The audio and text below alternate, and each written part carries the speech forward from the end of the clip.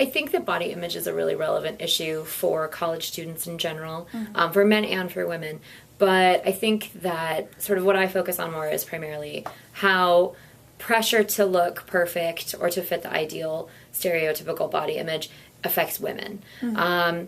I think on our campus, because we're 65% female, that we have there's even more pressure for female students to fit a mold of a certain level of whatever attractiveness is sort of perceived. And that has to do with size and shape, and it can even extend to things like ethnicity and hair and eye color and things like that. And so I think that what ends up happening is young women feel really, really pressured. So they do a lot of things as a result of this. Some of it can be based on diet and exercise. Some of it can be actual disordered eating and issues that kind of go along with that. So it may not be necessarily anorexia or bulimia, but it could be. But disordered eating, where someone might be restricting like an entire food group, like I'm not eating carbs anymore, until I lose weight. And it might also be something along the lines of compulsive exercise. So have to exercise a certain amount of hours every day, and if that doesn't happen, then there's negative feelings about that. But I think it's also money spent on cosmetics, on things like that. Just sort of, it goes way beyond whatever you would deem self-care. Well, I think that people have a really obscured perspective of health and what is healthy. And we sort of see health as being a certain body type, so like relatively slim.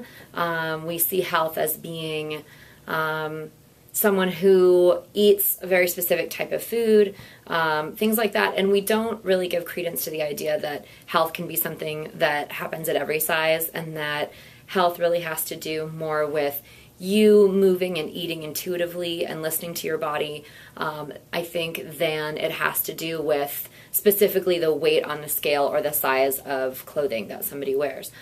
So I think there's just a lot of assumptions that, in order to take care of myself, that requires, restricting of calories or maximizing the level of exercise, when that might actually be detrimental. College students are under so much stress, they're under so much pressure to succeed academically, and so sleep patterns are already, I think, a little bit difficult. I think people aren't getting a lot of sleep, and so to compulsively exercise or to undereat on a regular basis to achieve a certain size can be really, really harmful. Now, I'm not a medical professional, so I don't want to, say that this is what I prescribe to be healthy, because that's really not my area of expertise. But I do think that what happens on any college campus is you come into college with this fear of, the freshman 15, or this fear that this new lifestyle on a campus where suddenly your parents aren't participating in planning the food that you eat, or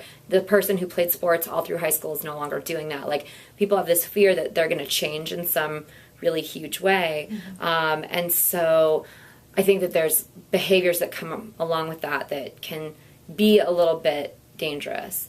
I also, in talking to women, I just hear a lot of shame and guilt around food. So it seems that a common attitude is, going into the cafeteria, not really taking what a person really wants or as much as they really want, because there's that fear that everybody in the cafeteria is looking at what's on my plate, and they're going to think that I'm fat if I have, this much food, or if I have, pizza and french fries, and people are going to think, oh my God, that person's really fat.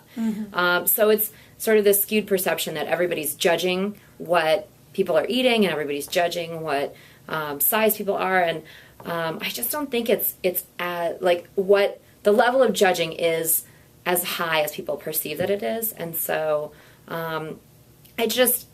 these kinds of things end up leading to, again, that sort of concern around dieting and exercising to a degree that's unhealthy.